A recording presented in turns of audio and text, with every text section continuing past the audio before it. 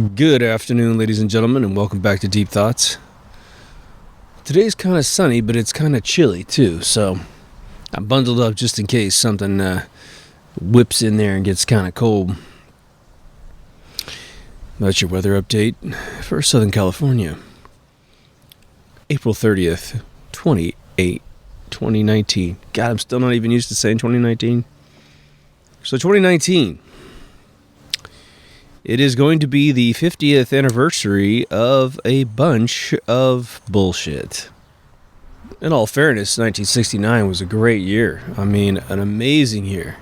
I was born. So, but just before that, the month before that, they engaged in an ultimate lie. On July 19th, the lie became legendary. The actual real launching of the Saturn V, which kicked off a narrative that once out of sight, and it became out of mind in terms of the evidence of what was going on. They were able to tell you/us for decades anything they wanted to. Anything they wanted to. So this year is going to be a bit of a push. They've been doing it sort of in spurts, it seems, because the internet is surging, where one week I see 1 million Apollo 11 commemorative things. You know, everyone get excited, it's the 50th. And then it kind of subdues a little bit, and I'm still waiting for the next push. It seems like they've kind of relaxed on it a little bit. I mean, if I was the PR firm, I wouldn't do anything major at all. I mean, but they're working for NASA. If I was NASA, I would recommend holding off until perhaps 2 weeks before the event. If you're going to throw a big festival, we'll advertise it locally. Don't worry about it in a global level, because again, the world no longer believes this crap. As a whole, I think, anyone who hates America, they don't believe it just because they hate us. Because they know that there's lies being told. I mean, just think about living in America and knowing that we went to war somewhere in the world. And then the only way that we know what's going on in the war is that fake news reports on it. Right? I mean, I just mentioned this, but it's funny because I just kind of leapfrog something from one episode to another. But you've got CNN who got caught, on top of a building, I believe in Los Angeles or Atlantic City or wherever their headquarters might be. I think it was LA though. But they put these palm trees up there and they pretended they were in Baghdad during the Desert Storm invasion way back in 91. I think that's when that happened. Okay. And so imagine being in Baghdad and that they're not there. And so you see Americans come in and rationalize destroying your country. And then you watch the news and it's absolute Hollywood. And you're like, my God, these people built a set and said they were in our city. And if you just look at the set, in their minds, it looks silly and stupid and wrong. And so the rest of the world has this education that America uses fake news to advance all of its narratives. If someone from outside the United States continues to watch it and watch it and watch it and listen to all the words being spoken, they could deduce just instinctively that the military-industrial complex is feeding, in previous, incarnations, the press. Okay, I mean, that's still happening. Trust me, it's still happening. See if I can survive without this extra jacket here. So imagine that the rest of the world is looking at us and thinking that, oh my God, these people are not only stupid because they believe this fake news stuff, but the government itself is devious. And maybe you even have someone who has sympathy for the citizens being so stupid. I don't know how you do it, but I guess someone could, right? And so then here comes this moon thing that's going to be coming up. The 50th moon anniversary. And they're going to try to probably keep it fairly localized, and there'll be certain partners overseas, part of the Five Eyes fake news, that'll carry the story just to sort of All right, well, we're going to do the American fake moon landing thing as if it was real. Yeah, you know. But you know what? They're going to carry our crap too. Oh, okay. All right, well, they'll talk about our cosmonauts. They'll talk about whatever. So it's coming. And as soon as it's gone, July 19th is the date. July 20th, you won't hear a thing about this. It'll be as gone as quick as it comes because they don't like the pressure of the analysis of what they did. We may even see a clampdown on information getting gagged as we get closer to the 19th, either temporarily or permanently. There was this huge threat that YouTube was going to remove or ban channels with conspiracy content. Now, that would remove probably 30 to 40% of all the content on YouTube, so it'd be very difficult for them to do that and still maintain any relationship with the internet as a whole. Not that they give a shit, because their costs would go down as well. But there's only so many cute puppy dog videos and otters playing around with rocks videos that we can watch. Eventually, we need some substance in there. I think the Q movement alone would probably come up with something pretty interesting. But what's fascinating to me right now, and this is sort of a macabre fascination, is that there might be people who are alive today who will be murdered by the 19th. Simply because they have the right voice, they've got the right audience, they're making changes when they speak. Maybe they're an astronaut, maybe they're some sort of engineer, some administrative person who knows something, has a piece of evidence, would be a credible witness if they came out and said, you know what, guys, this whole thing is fake. And heads of state keeping alive the $22 billion a year facade known as NASA will most definitely spend whatever money they need. They'll go hire the vaccine pharma killers, right? The people that kill doctors and pediatricians against vaccinations, whatever gang that is, and they'll chase you down and kill you. So it's sort of like when you look at a hurricane and you see a gigantic, Cat 3 or 4 with definite, obligatory Cat 5 coming, and you sit there and you look at it coming towards a coast, and no matter what happens, you're thinking to yourself, geez, there are people alive right now that in 24 to 48 hours, as soon as this thing hits the coast, someone's going to punch out. They're not going to heed the warnings. They're just going to simply be in the wrong place at the wrong time.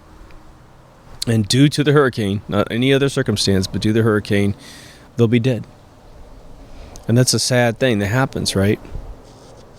Well, part of me believes that July 19th, as related to the Apollo 11 anniversary, is going to create that situation.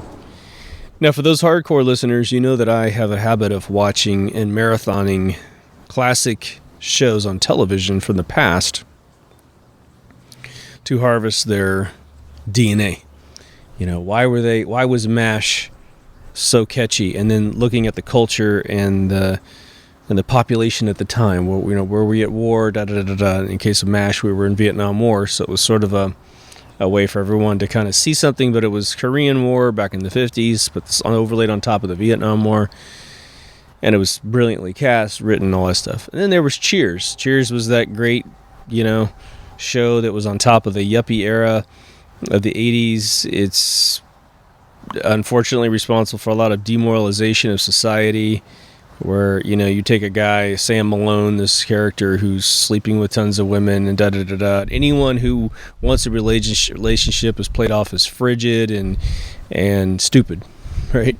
Then you have Frasier, which is much more innocent, much more beautiful, and they just play up the neuroses of these characters.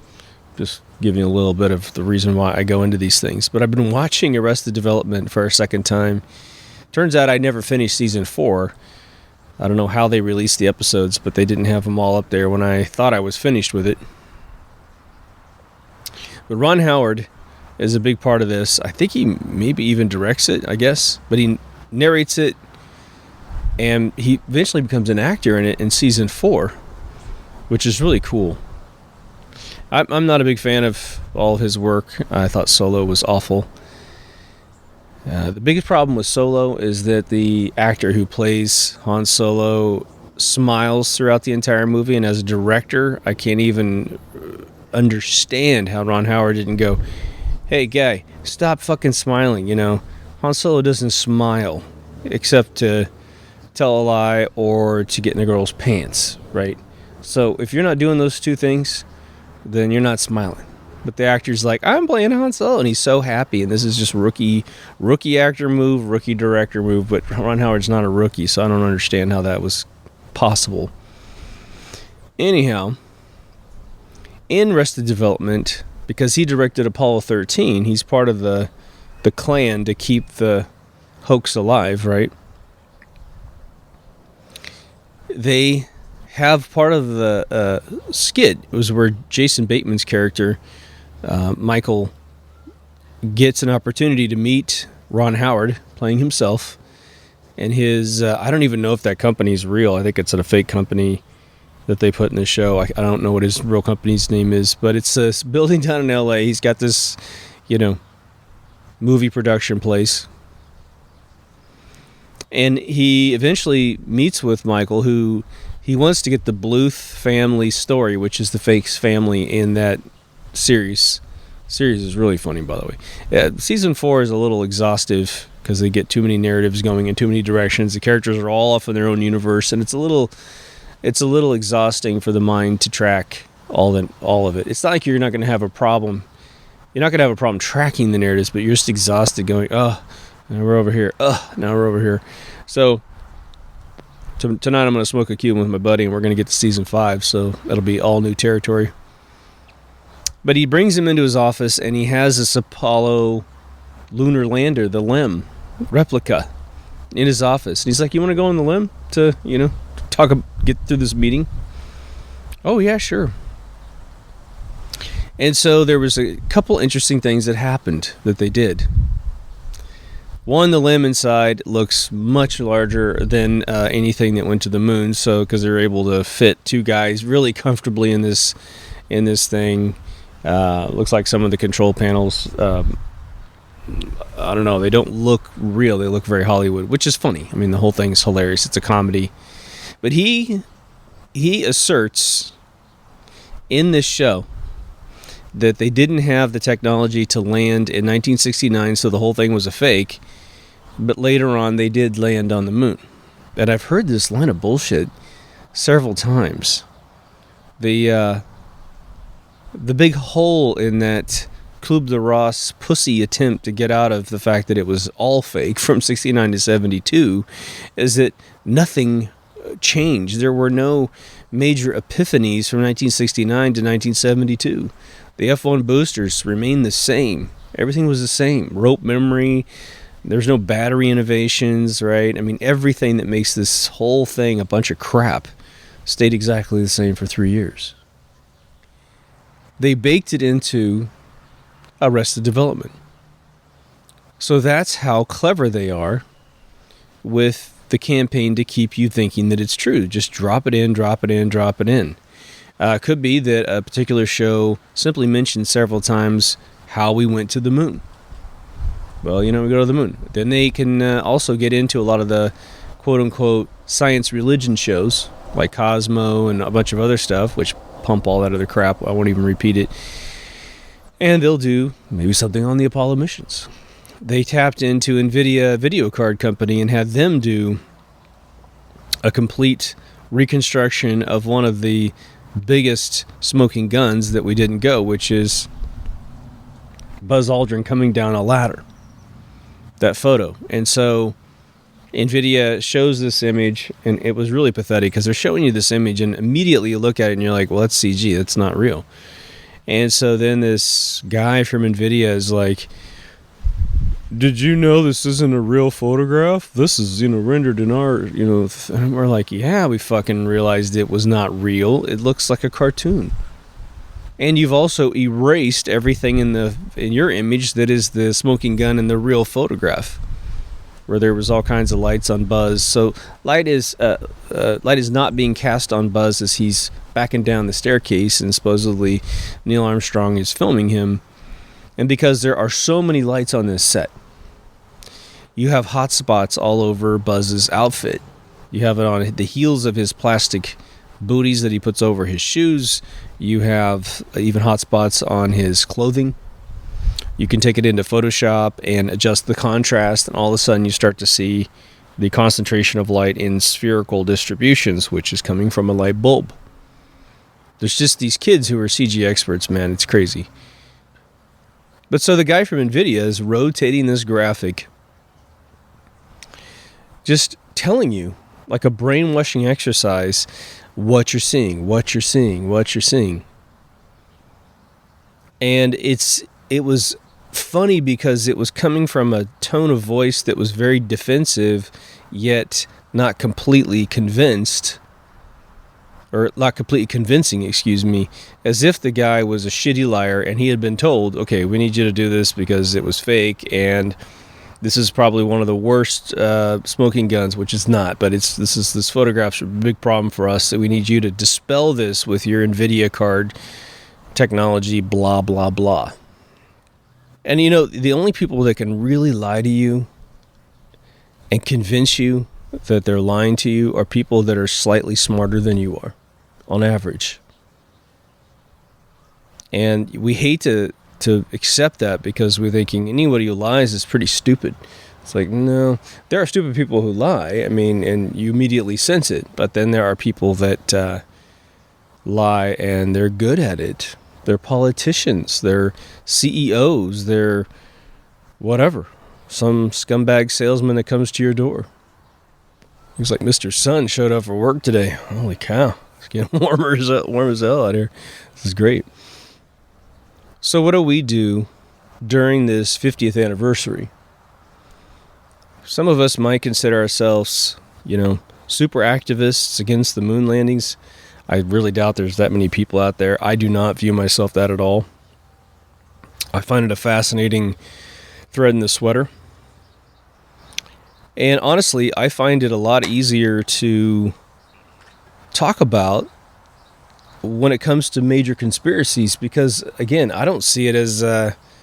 Gus Grissom and the other two guys, they were murdered as a result of this conspiracy. There's no way to overlook that, and that's a serious thing we have to think about, and we have to assume that potentially other people were murdered because they found out about things, because back in the 60s, when these gangsters came into power, they were killing everybody. They killed a president's brother, 2 black leaders, and then started injuring anybody who was in Nixon's way. And that's what we know about. We know that LBJ killed everyone who ever found out he had a mistress.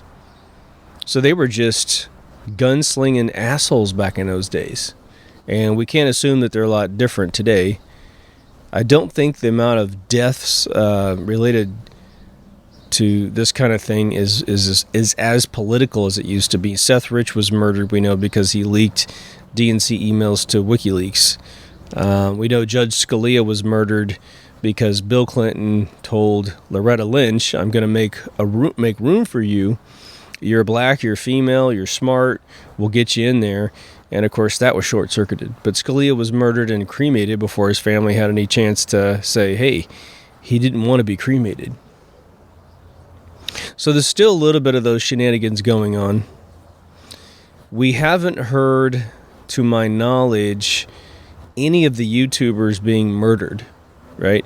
Alex Jones is still kicking. Roger Stone's still kicking. Mark Dice is still fine. I mean, geez, if anyone's going to kill anybody from those assholes, Mark is like amazingly up their butts every single day. I mean, so we'll see. I don't know. I think Alex Jones's show it lost its value. Not every single person that's on his show. The McKnight guy is pretty cool. And some other folks are really cool. But I mean, Alex himself, he's done. He's absolutely done.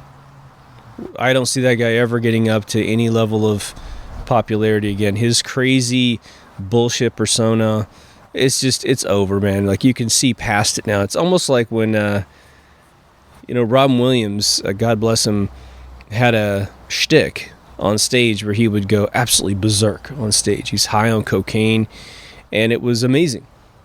But eventually, we got Jim Carrey, we got a bunch of other folks very similar to him, and they didn't copy him necessarily, but they had their own shtick. And so we kind of matured out of Robin Williams' thing. And one of the reasons why he was fairly depressed towards his death was that he couldn't engage an audience like he used to. Die-hard fans always went and always loved him, but he didn't have that ubiquitous I can make the world laugh at the drop of a dime thing. Some of his comedy was just intellectually over most people's heads sometimes. So this moon mission thing, we have two strategies we can do with the 50th anniversary. We can turn the screws on them really, really hard, which is sort of like going up to a bully and egging him on. They're more powerful than us. They got more money. They have intelligence agencies that work for them that are notorious for breaking the law and committing capital crimes like murder. John Podesta called somebody to get Seth Rich murdered. Bill Clinton called somebody to get Judge Scalia murdered. And that's amazing, right? I mean, none of us have a black book of people that will go just kill someone on a dime. Plus you got to pay for it. But then again, we don't belong to churches that have death and sacrifice as our communion with our demonistic overlord. Now, the second option is that we go quiet, let them have their fun, and then July 20th, we drop our bombs to basically take back the narrative, not fighting the giant PR machine that they are. That's another option. I think what we've done on this show alone, in terms of combining the comments from listeners and then creating more smoking gun episodes against the moon landings hoaxy evidence, has been more powerful than anything I've seen online. I really honestly think that. The folks that have come in, again, I'm having sort of weekly conversations with individuals related to the battery situation for the limb and for the outfits, with people I know here in Huntington Beach, people that are transient smokers that come through the lounge. I mean, it's weird. You'll have someone come through a lounge where they're an engineering expert that you've never heard of before. And they'll lay down, they'll talk about things, and we'll let them know at the lounge, hey, we're conspiracy folks. And, they're like, oh, okay. And so we bounce around the moon thing, and then based on someone identifying themselves as an engineer of any kind, we just ask them to give us their opinion about things. And we'll say, in 1969, did you know of a battery that could operate some sort of oxygen tank mechanism / cooling unit? I mean, it starts to get really ludicrous nowadays when you think about it. The amount of shit we bought back in the day and for decades is mind-blowing. But we talked to them about batteries, we talked to them about air conditioning and heating systems, and they just start to cave, but they start to go, oh my God, how did I not see that my whole life? I recently had a conversation with a friend of mine who was talking about, well, what was in the backpack of the astronauts? And I said, well, at a minimum, you've got two different machines that would have to be in the backpack. One, oxygen tank. Because there's nothing in space that you're going to be able to scrub. Like, we have Navy SEALs that go down in the ocean and it scrubs the oxygen out of water. Okay, that makes complete sense. It's phenomenal. We have gills for our soldiers. So, again, Apollo 11, it's a fairly quick mission. Apollo 17, much, much longer. Those of you who are scuba divers, how long can you dive on a tank? And then imagine a tank that is in a zero pressurized environment. Okay, don't know if that matters, but I think it might matter with the way that things flow. A lot of people have been talking about how rubber seals do not function in a vacuum. Makes complete sense. Freezing a rubber seal and then heating a rubber seal is going to cause massive problems with the seal. And again, if I have a seal that's in my neck of the suit I'm wearing, and my back is to the shadow and my front is to the sun, and there's no atmosphere in this thing, then that means this is 280. Let's just say 200. Let's give them 80-degree correction on that. 200 degrees on the front of my face and negative 200 on the back of my neck. That rubber seal is going to be all whacked out because it is in two different climate zones all in one shot.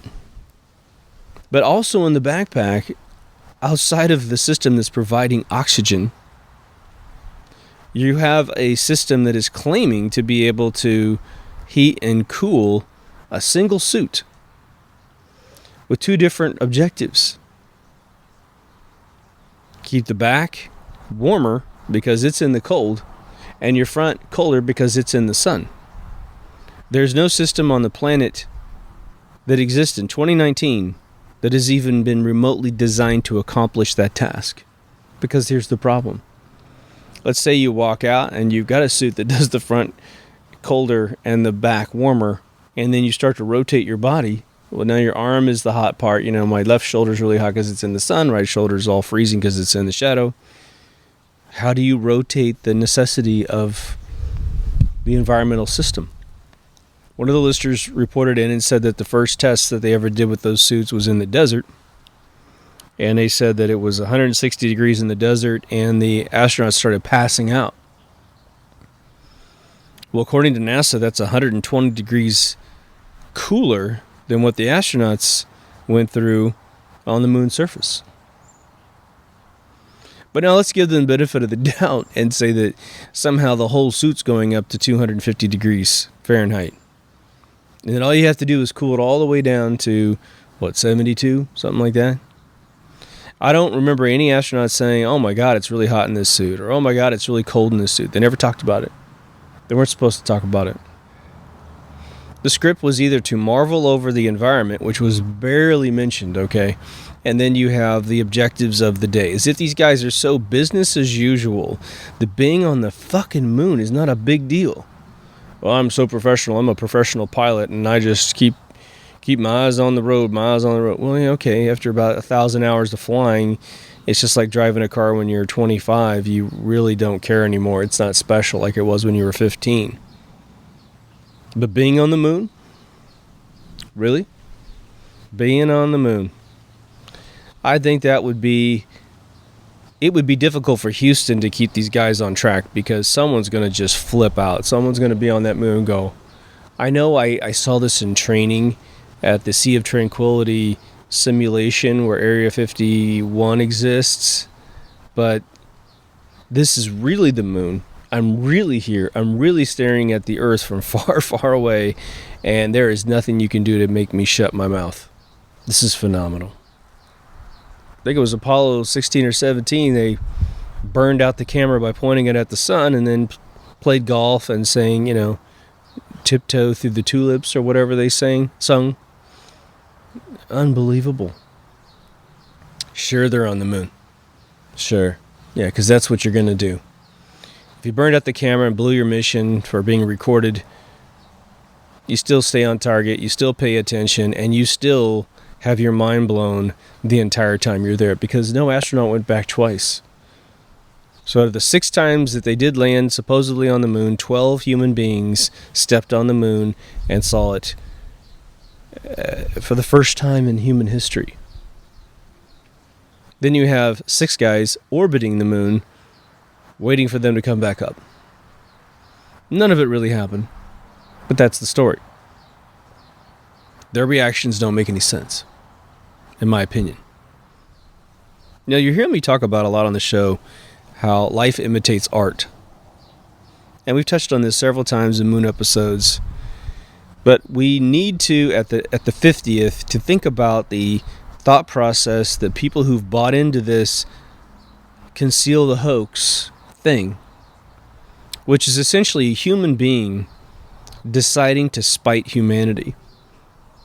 It's a human being deciding to really deviate from the objectives of your creator as it's laid down through even do no harm common law, and you choose, for the religious metaphor, a demonic, satanic objective of lying to the people. It's lying to the entire world, too. Let's make sure we're very clear about this. We're in a global world now because of the internet, so when NASA says something happened that didn't happen, like pictures of fake black holes, then they're lying to the entire world. They're misguiding the entire world. They're misguiding the youth of the world. And again, what would be the penalty of lying to a child? Now, for the sake of Santa Claus and Easter bunnies and all that stuff, we tend to overlook that fabrication. I have a whole episode on Santa Claus way back in, I think, season 2. Fairly proud of that episode. Could be in season 3, I can't remember.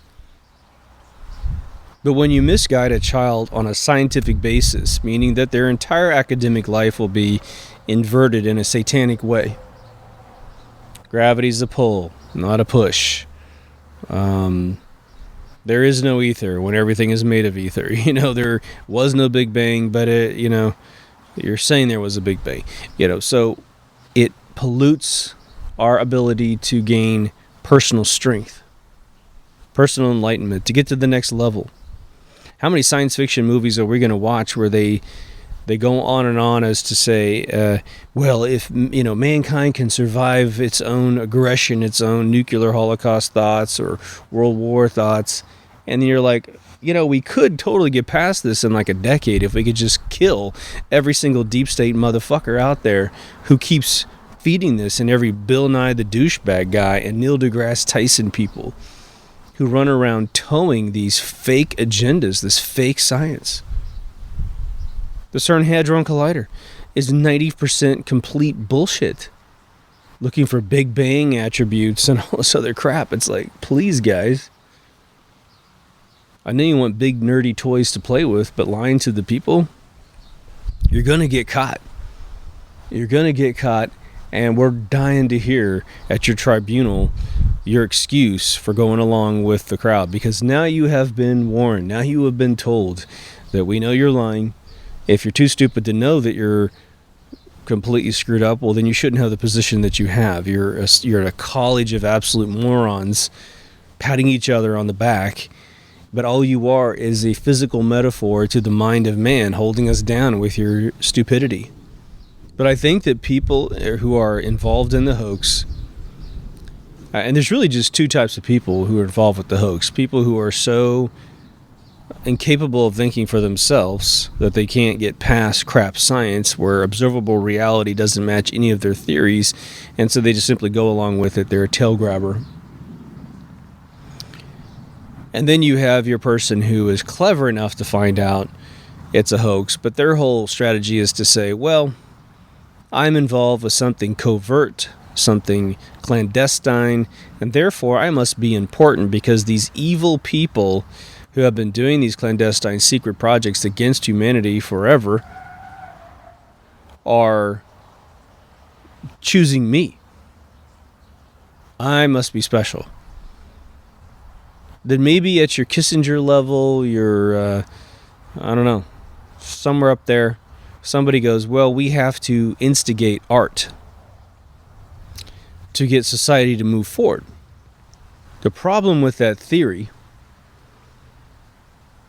is that it's a lie, and we know that they're not really interested in society imitating art and getting there, because no one is greenlighting any true research to get to the moon. We haven't been there in 50 years. I mean, in what, 48 years or whatever, 47 years, no one's been there as a human.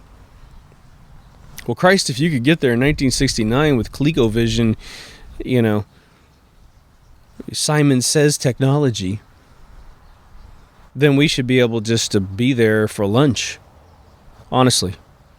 $100,000, you should be able to get to the moon and nothing flat. There should be a vehicle that flies us to a spinning wheel, and then from the spinning wheel we take a smaller craft to the moon. There should be bases there, factories there. We should be living in the bowels of the moon if there's at least a couple miles worth of surface there. But we've never been there. So what's funny about this whole thing is that when I tell people that we didn't go to the moon, and if you've done it, you've heard this as well, they'll say, well, I had a buddy asked me recently, do you think we didn't go to the moon? I said, no, we didn't go. Not happy about that, but I don't think we went. And he said, well, I'm with you on that. I mean, I'm open to that, but I just can't resolve the fact that I think that there would have to be thousands of people in on it in order to keep the lie going. I will tell you a couple things. I mean, I did a whole episode on this. One, I don't believe really that there was a ton of people involved with the Moon Hoax back in 69 to 72, as much as you might think. Almost everyone involved with the moon landings, quote unquote, were looking at instruments, looking at readings. And the only thing that had to be done to make sure that those people believed that it was real was to fake their readings. Keep that satellite up in space, nice and updated, so that it simulated the Moon Hoax. And I think it's funny that Arthur C. Clarke, who really put the first inceptional idea about a geocentric orbit satellite, which, come on.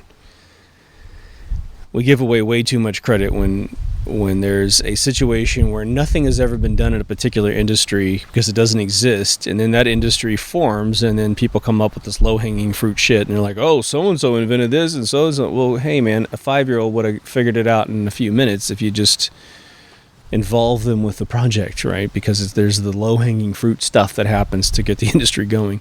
But anyway, we come up with that, which can then perform a lot of very similar things. But the satellite that needs to simulate the Apollo 11 just has to be over, where the moon is. So it has to go fast enough so it stays where the moon is. So as the Earth rotates, it's always coming down from the moon.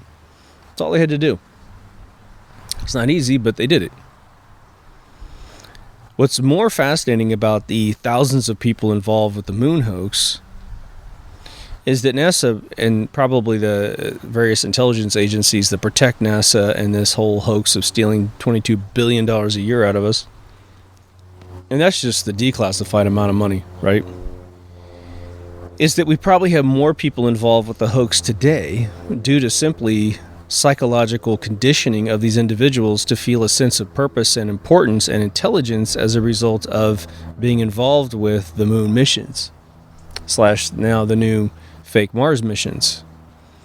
So you imagine a situation where you graduated in some aerospace technology. You're a smart person, for sure. Not intelligent, but you're smart. You can repeat things you've memorized, whoop-de-doo.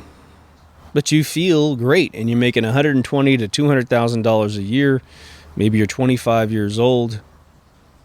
You can fly places and do things and smoke $100 cigars, do whatever you want. Your family thinks you're amazing, right? You report home that you're in aerospace, and they're so proud of you. You work at JPL, you work at NASA, you work at SpaceX. You mean to tell me that if you brought these people aside and said, oh, by the way, this is all fake, we're not really going. You mean to tell me there's someone who's going to throw away all that accolade in order to tell the truth? Especially a sociopathic nerd who has been waiting their entire life to be important because they're not what they think is pretty? No way. No way, man. They're going to hang on to that status bump forever. And if you try to threaten that status bump, they will go into Kubler-Ross and they will never get out of anger. Ever. Or they'll get with a bunch of their kind and laugh it off and go about their business, What do they care? We're nobody to them. So I think there are literally thousands and thousands of people who are involved with sustaining the Moon Hoax. But I would say, let's say there's 10,000 people. I think that's probably pretty high, but it's probably around there. If there are 10,000 people actively posting and sustaining the Moon Hoax, the individuals that are actually feeding them their propaganda is probably much less, maybe 1%. Who would be the individuals who know we didn't go to the moon, and we don't go into space half the time that we say we do? Well, probably all of the astronauts. Probably the upper administration of both NASA and JPL, for sure. But then it would be the corrupt intelligence agencies that work for the Five Eyes and / the big bankers. The people that own the corporations that will make the money when they buy new rocket engines or whatever. Now, rockets go into space. We see that all the time. Again, SpaceX's retro landing boosters is probably all still complete bullshit. There's never a crowd of human beings watching those things land, and the third one that lands out in the ocean is absolutely laughable, okay? And for anyone involved with SpaceX or what have you, that might think that, we get those boosters shipped back to SpaceX, we're not building new ones, so where the hell are they coming from? Well, you could probably have those boosters land with parachutes, potentially get a little bit bunged up. So I would say if they come back into SpaceX to be reused, then just look at the damage on them. See if they look like they landed softly. And again, they never invite us, the skeptics, in to see these boosters land. What would it take? $1,000?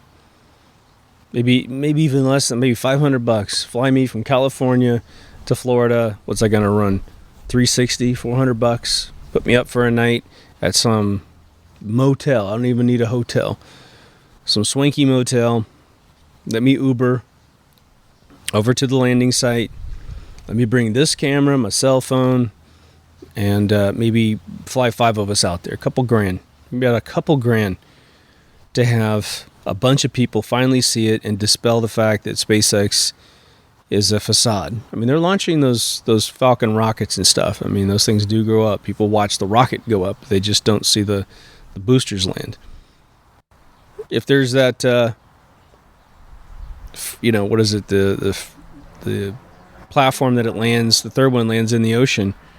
All right, well, get me on a boat so I can see it with my own eyes. Because I don't think it's possible. I think if you even land that thing on the platform in the middle of the ocean is absolutely chaotic and nuts. And SpaceX will never, ever be able to predict the ocean wave, tipping. So even if you landed on it, it should fall over because the thing's going to go whoop, whoop, it's not going to happen. That is where I believe the people are today that are maintaining the lie. And again, you just have a bunch of people who are young, impressionable, who are believing this stuff because it gives them status and money. Now, I'm in an episode which I think is extremely important. It's called NASA Selling Doom. And right now in 2019, there is just countless articles coming out saying how there's going to be a meteorite, shower hitting the Earth, and it's going to be horrendous. There'll be big meteorites that land, which is a little concerning because when the meteorite went over Russia that exploded and busted a bunch of windows and supposedly landed in some ice-covered lake many miles away from where you saw it in the sky, the defense minister of Russia came out and said that is a CIA weapon. What I heard that I was interesting is what an exotic accusation. Why accuse a foreign country if it's just a meteorite? Isn't that weird? I mean, it would be like us having a bunch of tornadoes in the Midwest and it happens to kill 1,000 people in Oklahoma City or something. And suddenly Trump just goes, it was Putin and it was a weather manipulation thing. Really? You're going to start a world war potentially over a storm that killed 1,000 people? And this thing in Russia, I don't think killed anybody. Busted a shit ton of windows. All right. So maybe they know something we don't know. I mean, we as the citizens of this country. If they have something like that, then there's a little bit of a concern because how would they fake a strike from space, kinda, in a way that you would never be able to identify it, even in a video. So let's say you're seeing a meteorite come in and you're in San Bernardino, which is sort of up in the hills overlooking LA, and so you have this perfect shot of this thing coming in. All it has to do is stay on fire enough that you can't identify it. Before it hits the ground, or maybe right when it hits the ground, some warhead detonates.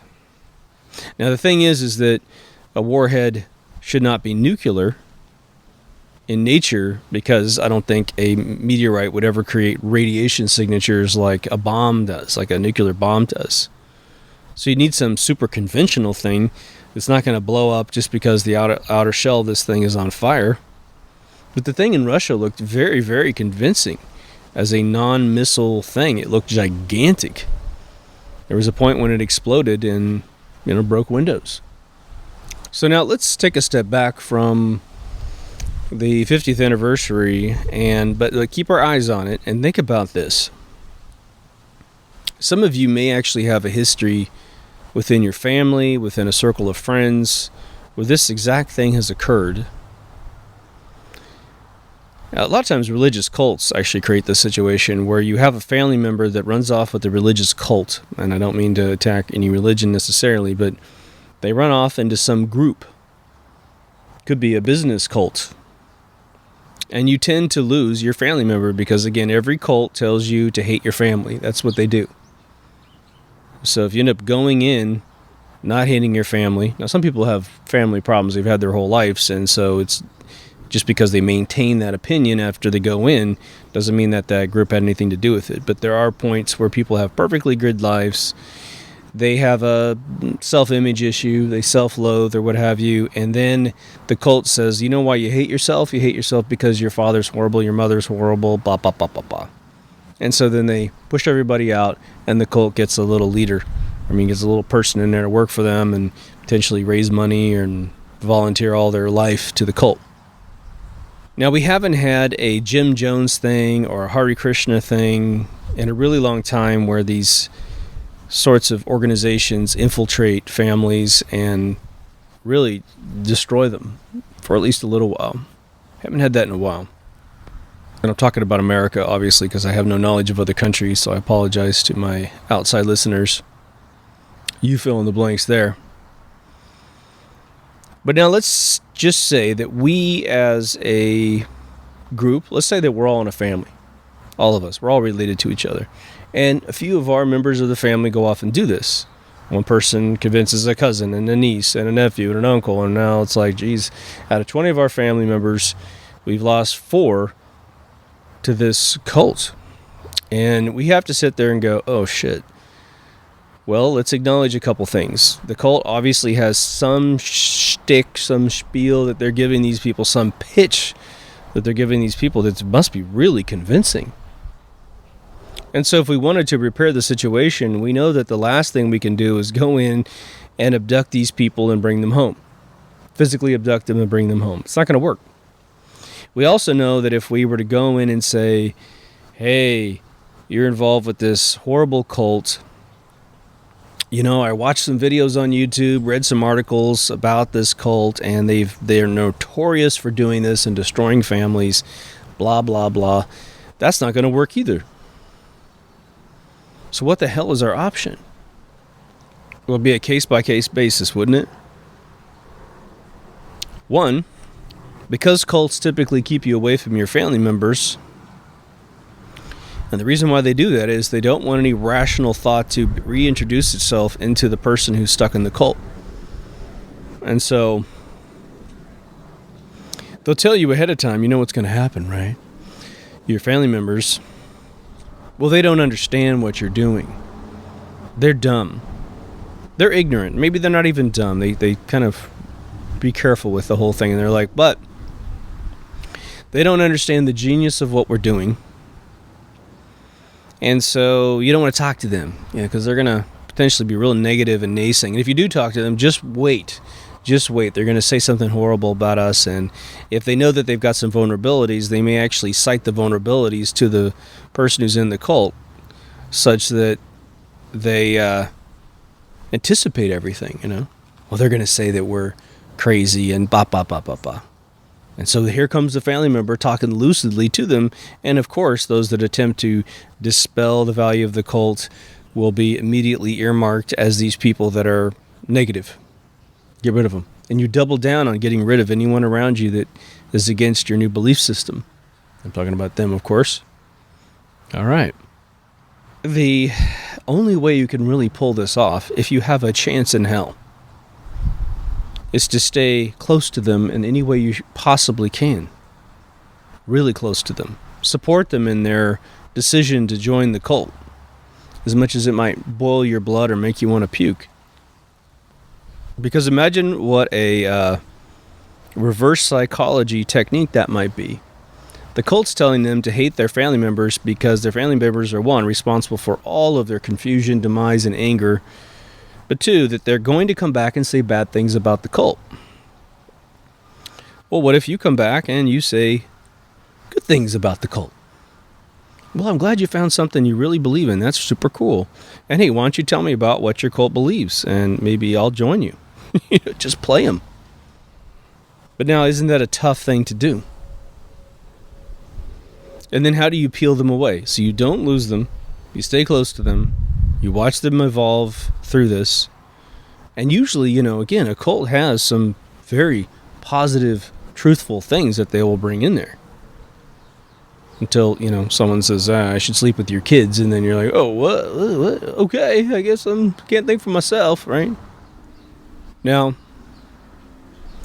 the other thing is that they create these very touchy subjects such that if you touch it, you're immediately deemed a combatant. And so the problem is let's say we do that little technique with someone who's stuck in aerospace and they're, again, getting all the accolades they ever wanted in life, all this status and ego from being involved with the fake space program. And you come in, you go, you're still friends with them. You played that game well. And maybe you come in and you go, well, you know what? I'm like you. I'm really astonished that people believe we didn't go to the moon. And so I'm wondering if maybe you'd help me debunk their things. Maybe you could just be my expert. And they're like, oh my God, I get to be an expert? Holy shit, you bet, man. Because I'm all about status and ego. It's my only way of getting value in this life. And so you throw things at them slowly. And maybe you even throw one that's like the sea rock, right? When you see the antenna shadow going up on the sea rock, you suddenly realize that little fold in the rock is not a fold at all. It's actually an antenna shadow on there.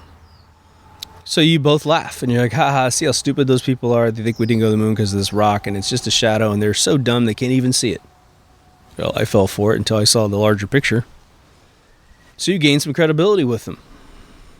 And then you throw them the moon buggy, which has a dummy in it. You throw them things like, well, what battery system would they have used? What kind of battery system did they use inside the spacesuits? Because, hey, a Tesla can't get more than 280 miles, maybe 300 miles. And it's the latest and greatest battery system on planet Earth. So I'm trying to nail these guys who say that this stuff's fake. What air conditioning system did they use inside the suits such that, in the front's 280 and the back's negative 280, how did they get balanced out? I'm just trying to get rid of these guys over here. I'm on your side. One by one, they get things they can't solve.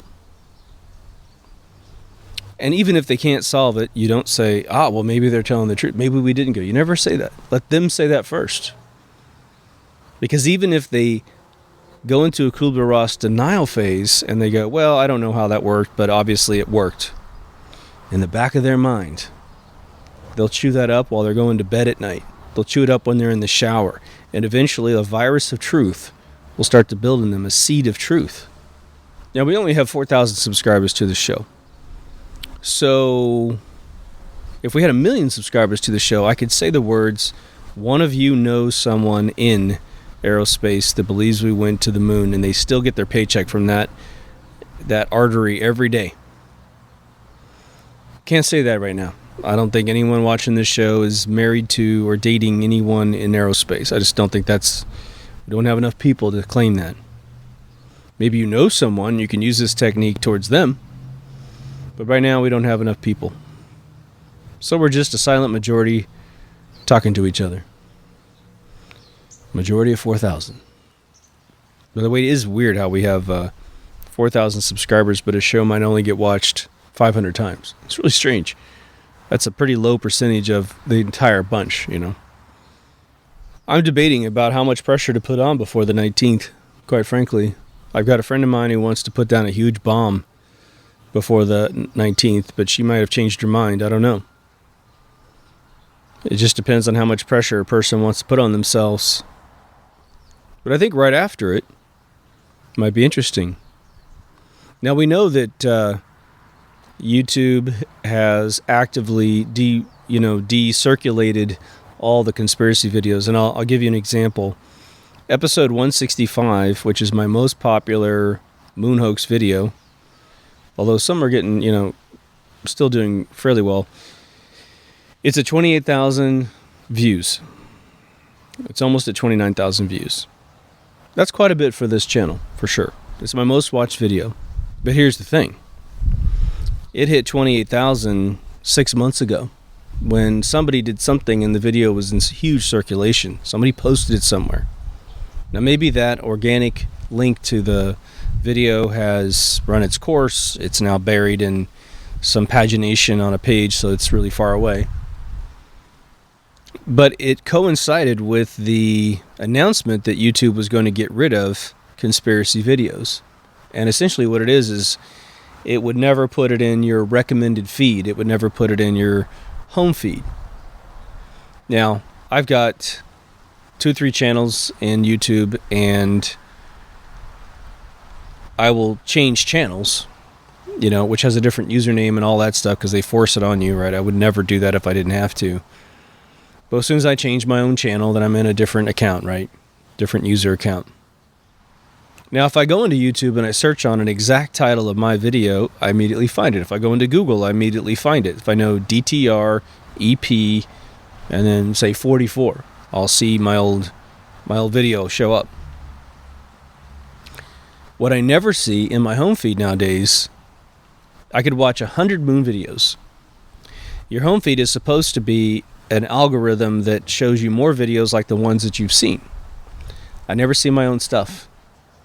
And what's funny is I've got accounts where I've liked a few of my own videos and they never show up. So they are censoring us and gagging us, right? Because we know that the news is completely fake. And I mean fake on a level that's ridiculous, right? We know that they don't care about the truth. They're not trying to censor lies away from people. They're trying to censor fakeness to the people. So we don't have to search any further to know what the game is. The game is lies, lies, lies, lies, lies. As the 17 guy says, the letter 17 dude, you don't get the flak unless you're over the target. All right. Again, all the videos that we post that have a Britannica link below them or a Wikipedia link below them are definitely truth videos that have been giving the lie underneath them. That's what that's for. Let me give you propaganda while you're looking at the truth. Now, does that mean everything that's in these videos are all true? No, we're trying our best, man. We're trying our best to figure out what part of what we've seen is completely fake and exactly how it was faked, etc., right? We're not trying to be jerks. And I'm going to tell you a little story I heard, and perhaps you guys have the links to this and the person's name, because I heard it. I watched a video, 10, 15 years ago. It might even been 15 years ago on YouTube when it was first birthing. This is when Google had their video channel that could not possibly take off, and it was simply because the engineers did a horrible job laying the whole thing out. They had the backbone perfectly in place, and they bought YouTube, so they don't need to do anything else, but the reason why Google bought YouTube is to control the truth, to control the narrative. That's why it was purchased by them.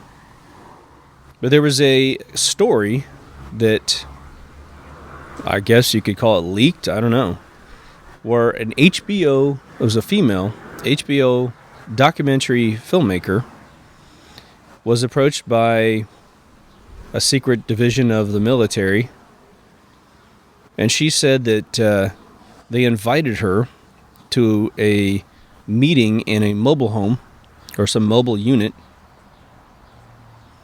It was just on the side of a highway, I think, as she described it. But she was invited in, and she was shown a notebook.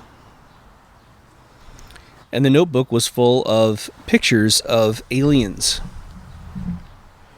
And I can't remember if she said it was gray aliens or whatever. I don't remember. But she said that she was shown like this giant notebook of all these photographs of saucers and aliens and da-da-da-da. And they told her, we have looked at your work. We like the way you do what you do. And we want you to crack this story. You're going to break it to the world. These are some of the pieces of evidence that we have available to you to make your documentary. What do you think? And the story goes is that she went back to HBO and it was like, oh my God, this is going to be amazing. As far as I understand it, she was in Los Angeles and she brought it to her people. They're totally excited. So she agrees to do it, calls back her contact, and I would assume that she was invited back for a second meeting because she went back to this location to have the second meeting. And somewhere between the last phone call she had with these individuals and trying to go to that location again, they decided against it. And she said it was just like one of those movies where she goes back to the location and the trailer's gone and no one's answering her phone calls anymore. Don't know if it's technically true, but isn't that interesting? Now, it could have been a bunch of crap. It could have been them feeding her a bunch of fake stuff just to see if she would buy it. Could be it's a big tall tale that someone invented, and because we can't find individuals, we can't verify anything. Who knows? But that story's always stuck with me because it's just unique. At some point, we need someone like the 17 guy to come out and reveal these type of hoaxes, I guess. Now, he was asked, the 17 guy was asked if we went to the moon, and he said yes. But he said the same thing that Ron Howard said in Arrested Development, for the most part. Didn't go in 69, but we went later with a secret space program. All right. Now, we know that presidents are not allowed to land in Area 51. So no matter how much security clearance you might have, you could have Q clearance and you wouldn't be allowed on the grounds of Wright-Patterson Air Force Base special hangars that have UFOs in them, or Area 51 that has supposedly UFOs in it, S4, all that stuff. I'm still trying to figure out what S4 might stand for. That's Bob Lazar's big claim, right? I'm toying with this UFO thing for a split second because it starts to reveal some of the layers of concealment and vulnerability that we have as human beings. How many of you, raise your hand, would want to be shown the evidence that aliens exist on this planet or have been here? There's that old comment, I forgot the guy's name, but he said somehow in the 50s, I think, he said we have the technology to send ET home. That's a pretty interesting quote. Maybe the guy was being arrogant in his knowledge of science. I don't think the individual, well, actually, I'm not sure how much aerospace this guy had as a backer. He may be super duper expert, I can't remember. But he was a fairly senior guy that was noted as saying this. Aliens have been used as a secondary mechanism to confirm the moon landings by saying that obviously the moon has aliens on it, and that's why we didn't go back, because they said, don't come back. This is our place. That's one of the recent ones hatched in the last 5 years. It's been going on for more years than that, but there was a book written about it, and I covered that in one of my previous episodes. What's interesting about the moon landing thing and an individual's journey in this wild ride, which is the moon hoax, is that I have not heard a person other than Joe Rogan. He is the only human being I know that came out with the truth that we didn't go. And later again, when he monetized his show and got it into mainstream media, he flipped. But it's, when he talked to Alex Jones about it again, I think you could see in his face, he isn't completely convinced we did go. It looks like he's still kind of going, do you think we went? Do you really think we went? I mean, he had that whole sort of tone, which really warmed my heart. I think you can look at Joe Rogan and know that the guy is a pretty stand-up dude. I mean, he knows where his bread is buttered, as they say. So he's got to, probably in his mind, do what he needs to do. But if I were him, I would, if I genuinely believed that there was a level of valid skepticism about it, I'd change. I'd change my tune. Hey, you got your show? Hey, they could desyndicate him and try to yank his funding or whatever, but he's got power now. He's got juice. If he went off the air with one channel, he could start another channel in a different service. It's not going to limit his freedom of speech. He'll be back on the air. He'll probably get much higher ad revenue as well because he'll be totally in charge. It's kind of like the guy that made, Mike Judge, who made Beavis and Butthead. He said he never made any money of any major amount doing Beavis and Butthead. It's when he created the other cartoon, which eludes me right now, the name of it. It's the sort of white trash guys cartoon. But then he did Office Space, and he's got tons of ways he makes cash now. But now he can be himself. That's the cool thing. I think, too, that we have to probably brace ourselves for a battle if we ever were to get to a point where at least American citizens who believe in the moon landing were to reach 50% of dissent, where they're like, you know what, I don't think we did. If it reached that point, we're at 51% and climbing because the snowball is going down the hill and getting bigger and bigger, which is happening right now. There would be most likely the standard techniques of trying to assassinate the messengers, to somehow inject a level of doubt in the validity of what people have to say against their official narrative. I interviewed Bart Sabrell, who I have a lot of respect for, and he and I don't believe all the things exactly the same. I think we believe the moon hoax stuff the same. But he's a very different person than me, which is very cool. But the very first time I ever mentioned him to a colleague of mine in Hollywood, the first thing that came out of his mouth was, oh yeah, that guy. That guy is really weird. That guy. And he was sort of trying to insinuate there's something wrong with Bart. Bart's a dude that is an open book. I mean, he's not trying to hide anything about his life. He has published hundreds of videos about his whole life, what he's done, like he does commercials and little short features and all kinds of stuff. I mean, he's his own man. He does his own thing. But people try to assassinate his character, which, part of it was a denial process for the person I'm talking to because they don't want to go there. I have friends of mine that believe almost every single conspiracy on planet Earth. But when the moon thing comes up, man, they run the other way. They run the other way. They change the subject. And I don't try to fight them or anything. I just let them, that's one of those subjects you're not ready for. And I'm not the guy to pound it into you. It's an heirloom to their history. It warms their heart. It's an accomplishment of man that they don't want to let go of. I get it. Believe me, I get it. Some people are more sensitive than others, It is my hope that before the 50th anniversary, we have as little collateral damage as possible. Buzz Aldrin's looking really old nowadays. I can't explain the video where he's talking to a child who's 8 years old. The little girl asks him, why haven't we been back in 50 years? And he says, that doesn't sound like a question from an 8-year-old. That sounds like a question from an adult that gave it to you. But the reason why we haven't been back is because we didn't.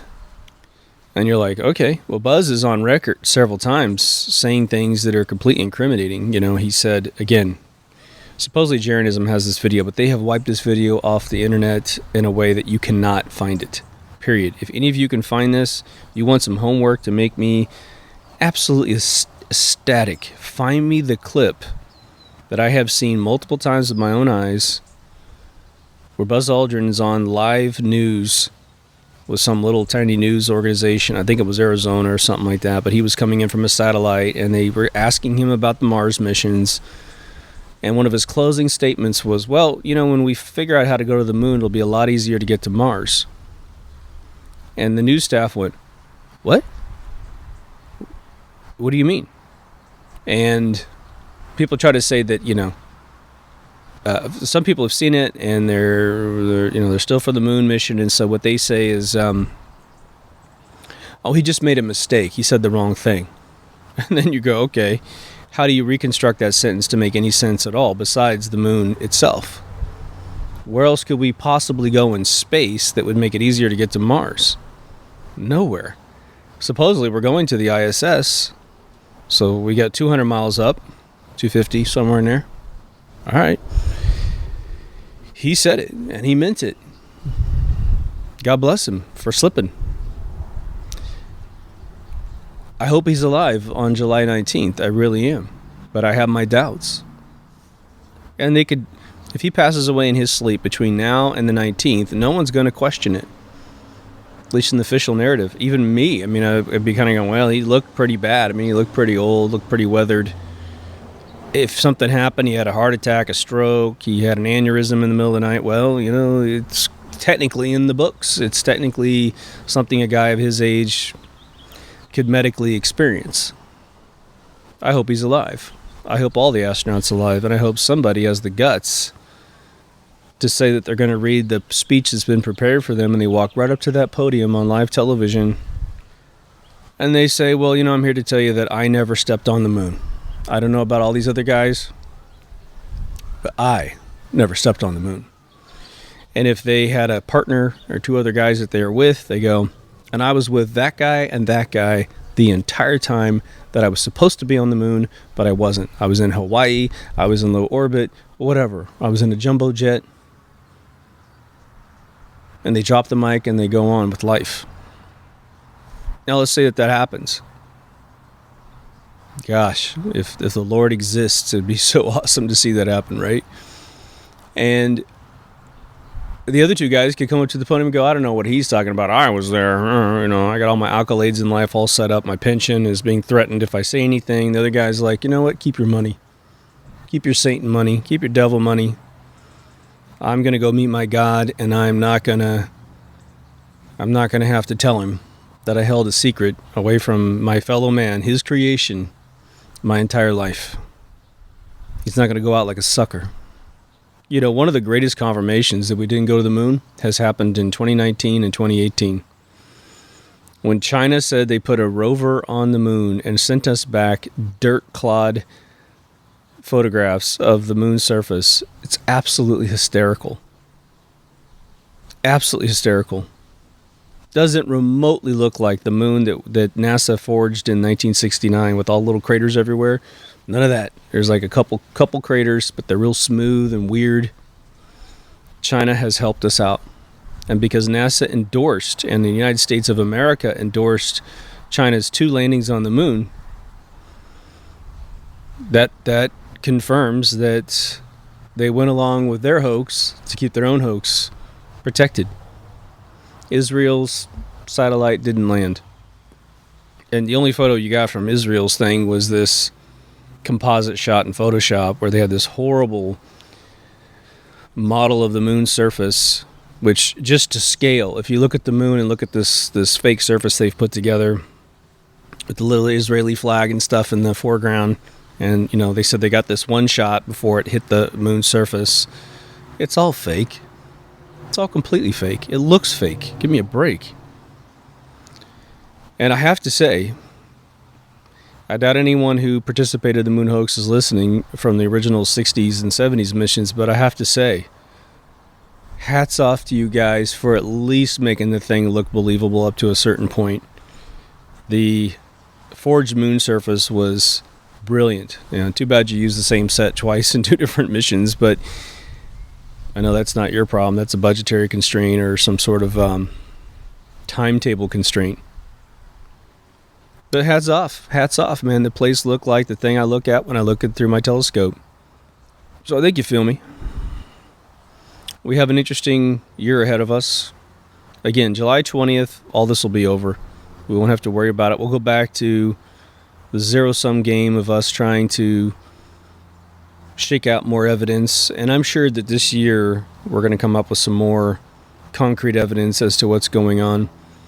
I am sorry that I don't have enough time to go out and do interviews like a lot of other YouTube shows where I get, someone on the horn and we have a conversation about air conditioning systems or battery systems or rope memory systems to be able to really prove beyond the shadow of a doubt that this stuff is crap. But, I think the number of smoking guns we have is just off the charts, and it increased dramatically over the last 12 months. So to all of you who have been contributing in the comment sections about this hoax, I can't thank you enough. It has increased the integrity of my conversation a millionfold, where trying to talk about paper mache rocks or, crosshairs disappearing in Hasselblad shots was always something that someone could overlook. The air-conditioned battery thing is the new smoking gun of smoking guns. It is a white-hot butter knife, cutting through butter. Super simple. Super simple. So keep that in your quiver if you have conversations. If you know someone in your family, or again, you are one of these people that have commented, and we actually have some pretty good empirical evidence in the comments. If you have other outside world, Wikipedia-like pages that simply talk about the science of air conditioning, the science of battery technology, that we could reference as a mere moment of proof, then please provide those links. I'd say go get them fast right after you see this video, because they're going to watch this video. Most likely some intel guy is going to watch the video and try to go after those pages and make modifications. They've recently said that the Earth's atmosphere actually stretches around the moon. God damn, is that insane? I mean, wow. What new platform of bullshit, science are they trying to launch to hide the fact that this isn't true? And again, flat earthers, you're like, of course it is. It's inside the dome, Hell, you may be right. Who knows, man? So, it's incredibly fascinating.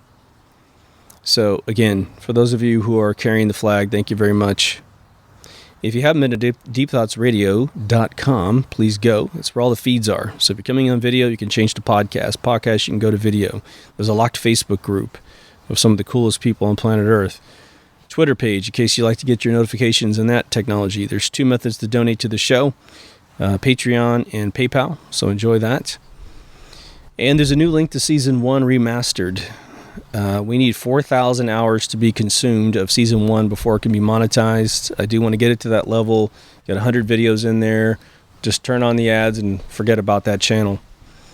But they are much, much better. They're losing, on average, 5 to 10 minutes of smoking and me sitting there just thinking. So I am compressing the videos quite a bit. The audio levels are balanced better now, and so it's a lot easier to watch. Let's just put it that way. And again, some of those videos are banned in Europe. So if you're coming in from Europe and you haven't seen, you're a deep thought-aholic, go ahead and subscribe to that channel. It's got 21 subscribers right now. I'm hoping it can hit over 100 here real soon.